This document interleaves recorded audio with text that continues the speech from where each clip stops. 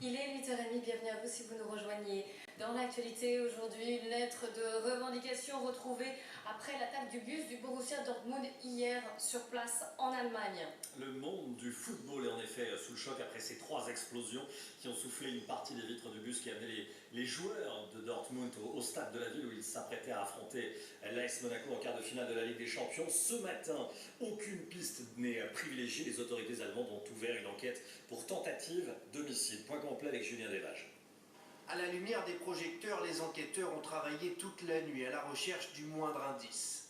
Les engins explosifs auraient vraisemblablement été dissimulés dans ces haies au bord de la route. L'un d'entre eux n'aurait pas explosé. Sur place, une lettre de revendication aurait également été retrouvée. Les investigations sont en cours. Une lettre a été trouvée à proximité des lieux de l'incident. Pour ne pas nuire à l'enquête, je ne peux pas vous donner plus d'informations concernant son contenu. Son authenticité est en cours de vérification. Il est environ 19h15 hier soir lorsque l'autocar des joueurs du Borussia Dortmund est touché par 3 déflagrations. Les vitres du véhicule volent en éclats. L'un des joueurs, Marc Bartra, est touché au poignet par des débris. Hospitalisé, il est opéré dans la soirée. Les autres joueurs s'en sortent indemnes, mais tous sont sous le choc, à l'image de Pierre-Emerick Aubameyang.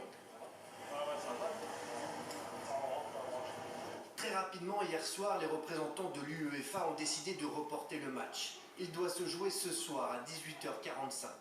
Mais l'équipe allemande s'inquiète de l'état psychologique de ses joueurs, et du côté monégasque aussi, on émet quelques réserves. C'est peut-être pas la meilleure solution que de jouer le lendemain d'un incident d'une telle ampleur. Et donc, peut-être qu'il faut attendre quelques jours. Le match a cependant peu de chances d'être une nouvelle fois reporté. La plupart des 3000 supporters monégasques sont d'ailleurs restés à Dortmund. Hier, sur Twitter, le club allemand a demandé à ses fans de les héberger. Voilà, et on va y revenir dans un instant dans le journal des sports avec Thibaut Geffretin. Nous sommes à J-11 avant.